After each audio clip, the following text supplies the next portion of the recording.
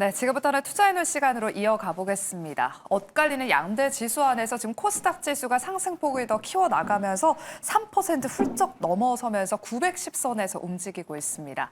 남은 5장 섹터별로 종목별로 이슈별로 또 어떤 투자 전략이 필요한지 저희가 한 큐에 정리하고 전략까지 세워보도록 할게요. 오늘은 올리온 컨설팅의 윤혜림 대표, 보넥스트 투자자문의 나현진 대표 두 분과 함께하겠습니다. 어서 오세요. 네, 또 제가 마지막 순서로는 탑픽주를 공개해드리고 있는데요. 지난주 우리 윤혜림 대표님의 탑픽주가 삼양식품이었습니다. 불닭볶음면의 이 삼양식품, 지금 일주일 만에 또 수익이 나고 있는데 조금 더 보유해볼까요? 최근에 기관이 엄청나게 매수하고 있고요. 외국인의 수급도 최근 한 3거래일간 들어오고 있습니다. 네, 삼양식품이 이제 우리가 한참 열광했을 때에 비해서 지금 많이 잊혀져 간 건 사실인데 지금 어느 정도 조정이 나왔고 지금 외국인과 기관은 이 기회에 조금 줍줍하는 모습이다. 저는 이렇게 해석을 하고 있고요. 사실 시장에서 크게 부각되는 섹터가 아니라서 이 부분을 좀 매도를 하고 코스닥으로 이동해 볼까 이런 생각도 많이 갖고 계신 것 같은데 지금 수급도 굉장히 양호하고 그리고 지금 차트적으로만 봤을 때도 이제 60일 이평선 위로 안착하려는 모습을 보여주고 있어서 저는 중장기 포트폴리오에 삼양식품은 충분히 가져가도 된다라고 생각을 하기 때문에 조금 더 끌고 가는 전략 유효하다고 정리하고 싶습니다. 네, 삼양식품은 수익 극대화 관점에서 더 가져가 보도록 하겠습니다. 오늘도 두 분의 탑픽주 한번 기대해 보도록 하겠고요. 먼저 오늘 시장에서 가장 강한 제약바이오 섹터 이야기부터 나눠보겠습니다. 오늘 장 초반부터 제약바이오주가 그야말로 고공행진하고 있는데 바로 정부의 코스닥 활성화 정책이 트리거가 됐습니다. 3%에 불과한 연기금의 코스닥 투자 비중을 높이는 등 지금 여러 가지 방안을 내놓는다고 하는데요. 윤혜림 대표님. 최근 6개월간 코스피와 코스닥의 수익률을 보니까 코스피가 한 50% 수익이 나는 동안 코스닥은 한 20%더라고요. 지금 코스피는 4,000선에서 부근에서 왔다 갔다 하고 있고 그렇다면 오늘 이렇게 900선까지 올라온 코스닥 지수가 1000스닥까지 좀 노려봐 볼 수 있을까요? 1000스닥은 일단 기본이고 오. 코스피가 5000, 6000 간다는데 저는 코스닥도 한 1500선은 가지 않아야 되냐 이렇게 생각을 하고 있어서 우리가 코스닥 장세가 올 거다 뭔가 이런 희망 고문만 안고 있었는데 이제 정부에서 조금 이런 정책적인 부분으로 트리거를 당겨줬다 이렇게 생각을 하고 있습니다. 그래서 코스피가 지금 1년 동안 이렇게 상승하는 동안 코스닥이 따라가지 못했었던 부분이 있기도 하고 그리고 지금 코스닥의 상대 수익률이 코스피랑 비교했을 때 2010년 이후 최저치를 기록했다고 합니다. 그래서 워낙 올라갈 수 있는 파이는 아직 많이 남아있다. 아직 우리가 시작을 했다라고 말하는 섹터는 제약바이오 그리고 지금 오늘의 상승세를 봤을 때 로봇이 조금 올라왔다가 다시 조정 이후에 또 가는 모습을 보이니까 코스닥은 여전히 많은 섹터들 중에서도 이제 기회가 있다라고 생각을 하고 있어서 우리가 12월 전략은 조금 코스닥으로 이동하는 전략을 세워보시는 것도 좋다 이렇게 생각을 하고 있습니다. 그리고 이제 계절성으로만 봤을 때도 매년 1월과 2월이 코스닥이 가장 수익률이 좋은 시즌이라고 해서 우리가 이제 오늘이 금요일 마감 그리고 11월 월 마감이죠. 그래서 이번 주말에는 우리가 코스닥 종목들 중에서 조금 어떤 것들을 눈여겨봐야 되나 좀 공부를 해보시면 좋을 것 같은데 일단 제가 말씀드리고 싶은 부분은 이제 코스닥이 또 중소형주 장세이다 보니까 여러분들이 조금 더 욕심을 부려서 뭔가 시가총액이 낮은 종목들을 접근할 수 있다 이렇게 생각할 수도 있을 것 같아요. 그런데 이제 여러분들이 코스피의 상승을 보셔서 아시겠지만 지수 자체는 많이 올랐는데 실제로 돈을 벌지 못하신 분들이 많았었던 이유는 결국 이 시가총액 상위 위주의 대형주 단위 상승을 했기 때문이라고 보고 있어서 그래서 코스닥도 여러분들이 이제 시가총액 상위 대형주 중소형주 중에서 좀 위주로 보시고 그리고 우리가 코스닥을 떠올려 보면 대표적인 업종이 지금 제약바이오 그리고 로봇, 2차 전지, 반도체 소부장 메인이라고 우리가 얘기를 할 수 있고 이제 서브로 지금 낙폭 과대에서 좀 올라올 수 있는 섹터는 엔터, 뷰티, 미용 쪽이 있다라고 보여지고 있습니다. 그래서 지금 말씀드린 종목 안에서 우리가 포트폴리오를 다시 한번 짜본다면 좀 수익을 다시 한번 극대화할 수 있는 구간이기 때문에 코스닥 투자 관점으로 조금 이제 12월 전략을 짜보시는 것도 도움이 되겠습니다. 네, 다음 주에 이제 드디어 12월이 찾아오는데 연말에는 제약바이오 сек터 계속해서 봐야 된다라고 말씀해 주셨고요. 코스피 지수가 상승할 수 있었던 데는 또 삼성전자와 SK하이닉스의 상승이 있었던 만큼 코스닥 지수도 1000스닥까지 노려보면서 시총 상위주, 대형주 위주로 바라보자라고 말씀 전해주셨습니다. 특히나 11월에는 변동성이 높은 와중에 원달러 환율이 좀 부담이 됐었는데요. 그렇다 보니 외국인의 수급이 들어오는 쪽이 또 강세를 보였습니다. 11월 외국인 투자자들이 바이오 종목을 쓸어 담았는데 앞으로 빅파마와의 기술 이전 기대감이 남아있는 상황 속에서 내년에 또 있을 1월에 JP모건 헬스케어 일정 모멘텀까지 있어서 우리 나현진 대표님한테도 한번 여쭤보도록 할게요. 앞서 윤혜림 대표님은 제약바이오주 연말까지 쭉 가져가야 된다라고 말씀을 해주셨어요. 우리 대표님도 그러면 지금 만약에 중소형 이런 제약바이오 종목들 수익이 좀 급등하는 종목들이 있잖아요. 나고 있다면 좀 챙기는 전략이 유효할까요? 아니면 계속해서 좀 끌고 가보는 전략이 유효할까요? 네, 먼저 코스닥의 랠리가 시작되고 그러니까 정책적으로 활성화 방안이 발표가 되면서 다음 달부터 기대해 볼 수 있는 건 코스닥 시장의 연기금 자금이 집행되는 부분에 대해서 좀 기대해 볼 수가 있겠습니다. 연기금 자금이 집행이 된다면 코스닥을 지금까지 이끌고 있던 종목들을 세 축으로 나눠보면 뭐 바이오, 2차 전지, 그리고 반도체, 소재 이런 쪽으로 세 가지 정도의 파트가 있는데 이 중에서도 대장을 꼽자고 하면은 바이오입니다. 먼저 ABL 바이오로 인해서 이제 기술 수출에 대한 기대감이 계속해서 살아나고 있고 그리고 증명이 이미 됐습니다. 또한 알테오젠 같은 경우는 코스피로 이전 상장을 추진하고는 있지만 아직까지는 이전에 대한 구체적인 일정이 나와 있지는 않은 상황입니다. 그래서 그런 측면을 봤을 때 바이오 쪽으로 그러니까 전반적인 연기금 자금을 포함한 섹터의 자금이 다 유입될 수 있다라는 점을 주목해 볼 필요가 있겠습니다. 그 중에서도 ABL 바이오의 애로 이후에 알테오젠도 가장 임박해서 이제 SC 제형에 대한 항암제 관련한 기술 수출 모멘텀이 살아있는 상황이고요. 그리고 신약도 그렇고 이제 플랫폼 기업에 대한 바이오테크 쪽까지 열어봤을 때 바이오에 대한 강세는 올해가 좀 시작되는 시점 그리고 올 연말부터 해서 내년 정도 상반기가 바이오가 가장 주목받지 않는 시기가 되지 않을까 이렇게 예상을 해볼 수 있겠습니다. 그럼 계속 끌고 가는 전략이 유효하겠죠? 네, 그렇습니다. 네, 알겠습니다. 내년 상반기까지는 제약바이오 섹터의 추가 상승 랠리 기대해보자라고 말씀해 주시면서 또 ABL 바이오 오늘 한 8%대 상승세를 보이고 있는데요. 특징 기업으로 언급해 주셨습니다. 눈여겨보시길 바라면서 그리고 오늘 개장 전에 또 하나의 호재성 이슈가 나왔습니다.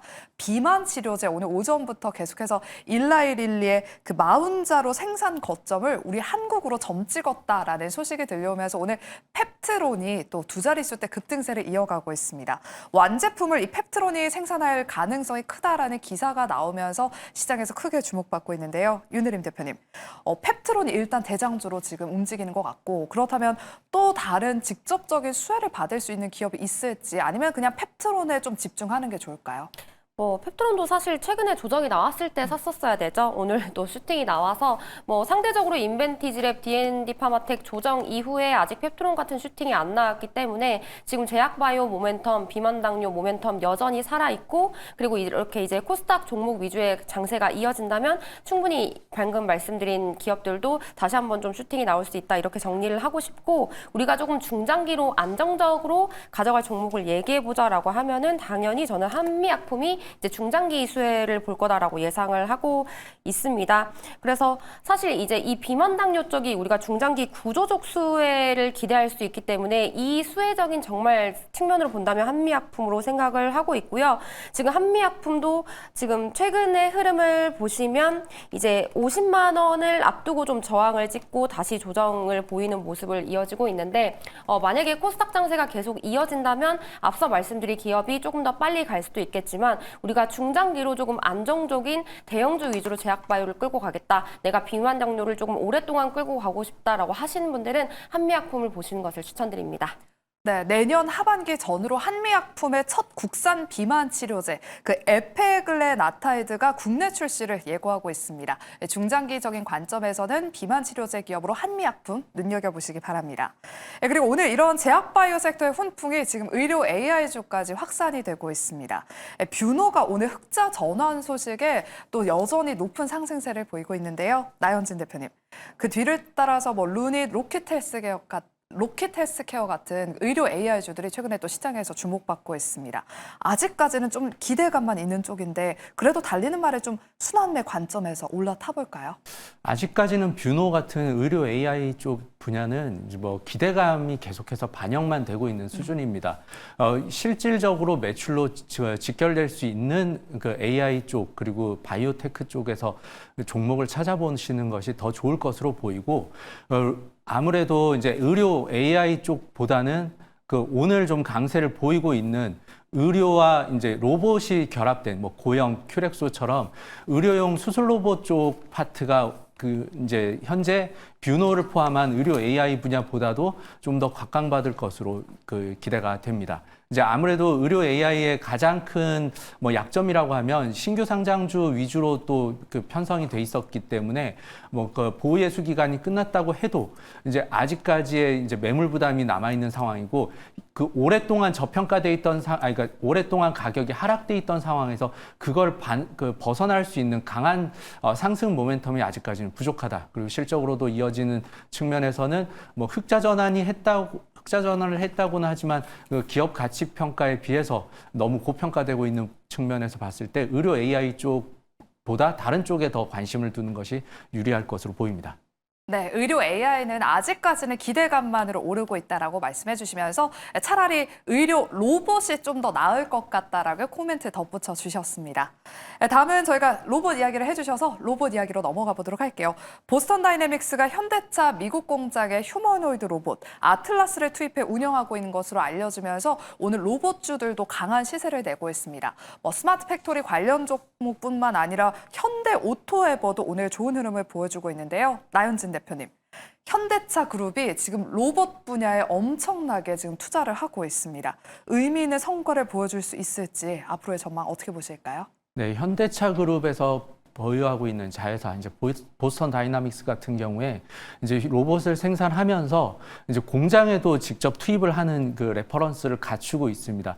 이런 그 실제 현장에 투입할 수 있는 로봇 회사와 그리고 공장을 동시에 보유하고 있다는 점에서 현대차 같은 경우는 자동차 기업에서 벗어나서 피지컬 AI 그리고 공장 자동화 시설까지도 그 좀 강점으로 이제 모멘텀이 부각될 수 있을 것으로 예상이 되고 있고, 이 피지컬 AI 관련한 분야가 생겼을 때 그 현대차도 관심을 같이 한번 받아볼 수 있는, 이제 로봇에서는 실질적으로 매출과 안정적인 그 판매처를 같이 보유하고 있는 회사로는 현대차 그룹을 좀 더 이제 주목해서 그 자동차 기업에 국한되지 않고 살펴봐야 될 필요가 있어 보입니다.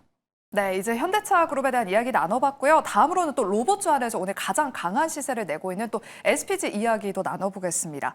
관절, 이 액추에이터 관련 종목들 위주로 보자라고 여러 번 제가 이 투자해놓은 시간에서 전략을 들어봤었는데 SPG가 이번 달에만 무려 70% 넘는 급등세를 보여주면서 어마어마한 수익률을 경신하고 있습니다. 윤혜림 대표님, 우리 대표님이 또 종목들 잘 발굴하시잖아요. 그래서 제가 이 질문을 우리 대표님한테 드리고 싶었어요. SPG 이 대장주에 올라타야 될지 아니면 후속주를 좀 눈여겨봐야 될지 어떻게 보세요? 네, 본인 성향이신 것 같고요. 우리 지연 아나운서님께서 야수의 심장이면 SPG의 새로운 대장에 등락한 SPG에 이제 타시면 될 것 같고, 저는 이렇게 이제 지금 로봇의 대세 상승이 나왔습니다. 오늘 굉장히 파격적으로 상승한 종목들이 많은데 여기서도 안 간 종목들이 있습니다. 그래서 성향의 차이라고 말씀을 드린 게, 이렇게 섹터 내에서 한번 파급력이 나오면 결국 섹터 안에서 종목들 사이에서도 순환매가 오기 때문에 저는 이제 안 간 종목을 좀 보자라고 생각하는 편이어서 저는 SPG SPG보다는 SPG 같은 경우는 조금 더 눌렸을 때 뭐 이런 종목들은 우리가 5일선, 11선에서 분할 매수하자라고 말씀을 드리기 때문에 SPG는 조금 눌렸을 때 다시 보자라는 관점으로 정리를 해드리고 싶고요. 그래서 저는 지금 뭐 로봇에도 새로운 바람이 불었고 그리고 지금 코스닥에도 바람이 불었으니까 다시 한번 이 상승세는 계속 이어질 수 있겠다라고 생각해서 후속주를 보시면 좋을 것 같습니다. 그래서 방금 앞에서 현대차 그룹주를 얘기를 해주셨는데 이제 현대차도 이제 구조적으로 뭔가 이런 로봇 회사에 대한 모멘텀이 있기 때문에 뭐 대표적인 현대오토웨버 그리고 HL만도 뭔가 현대차 그룹 쪽에 조금 로봇 모멘텀을 보고 계신 분들은 이쪽을 안정적으로 보시는 것도 좋을 것 같고요. 그런데 사실 우리가 이제 로봇주를 투자해 보신 분들은 아시겠지만 파급력이 있는 종목들이 있습니다. 그래서 대표적으로 우리가 로봇의 대장이라고 하면 레인보우 로보틱스였죠. 그래서 레인보우 로보틱스도 오늘 이제 조정 후에 슈팅이 나왔는데 지금 로봇이 전반적으로 이런 시세로 간다면 다시 한번 전고점 50만 원을 시도해 볼 수 있겠다라고 생각을 할 수 있어서 이 휴머노이드 대장 그리고 로봇의 삼성 로봇의 대장인 레인보우 로보틱스를 보셔도 좋을 것 같고요. 그리고 이제 우리가 한참 몇 달 전에 이제 로봇 시세가 나왔을 때 또 시세가 좋았던 종목이 원익홀딩스라는 종목이 있습니다. 그래서 원익홀딩스 같은 경우는 이제 원익 지주사 모멘텀도 있고 그리고 이제 사실 반도체, 로봇 그리고 2차 전지 이 모든 재료를 갖고 있기 때문에 사실 저는 개인적으로 가장 좋아하는 종목이기는 한데요. 그런데 지금 한 가격대는 한 2만 원 초반선에서 우리가 매수를 해보면 원익홀딩스도 다시 한번 좀 슈팅이 나올 수 있기 때문에 조금 눈여겨보시면 좋을 것 같고요. 그리고 마지막 종목은 탑픽이라서 이따가 말씀드리도록 하겠습니다. 네, 로보티저 원익홀딩스 특징 기업으로 언급해 주시면서 또 어떤 탑픽주를 준비해 오셨을지 잠시 후 마지막 순서에 공개해 보겠습니다. 오늘 이렇게 다양한 섹터로 순환매가 펼쳐지다 보니까 오늘 그동안 시장의 주도주였던 반도체 섹터는 쉬어가고 있습니다. 삼성전자 현재 한 2%대, SK하이닉스는 한 1%대 하락세를 보이고 있는데요.